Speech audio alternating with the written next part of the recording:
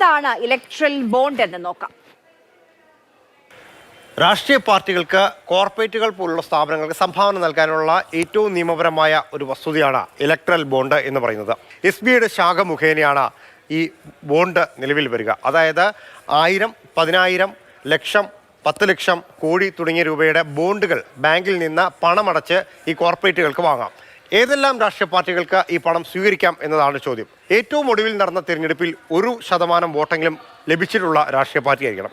ഇന്ത്യയിൽ നിയമപരമായി രജിസ്റ്റർ ചെയ്തിട്ടുള്ള ഒരു രാഷ്ട്രീയ പാർട്ടി ആയിരിക്കണം. ആ രാഷ്ട്രീയ പാർട്ടിയുടെ രജിസ്റ്റർ ചെയ്ത ഒരു അക്കൗണ്ട് വഴി മാത്രമേ ഈ പണം സ്വീകരിക്കാൻ കഴിയൂ എന്നുള്ളതും മറ്റൊരു നിബന്ധനയാണ്.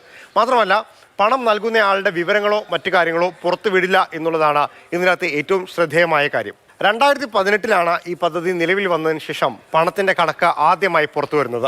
222 കോടി രൂപ അന്ന് സംഭാവനയായി ലഭിച്ചു എന്ന് പറയുമ്പോൾ ഇതിൽ 210 കോടി രൂപയും ലഭിച്ചത് BJPക്കാണ്. 5 കോടി രൂപയാണ് കോൺഗ്രസിന് മാത്രമായി ലഭിച്ചത്. മറ്റെല്ലാ രാഷ്ട്രീയ പാർട്ടികൾക്കും കൂടി ലഭിച്ച തുക എന്ന് പറയുന്നത് 7 കോടി രൂപയാണ്. ഒടുവിൽ ഈ കണക്കെത്തി നിൽക്കുന്നത് 15,000 കോടിക്ക് മുകളിൽ എത്തി എന്നതാണ്.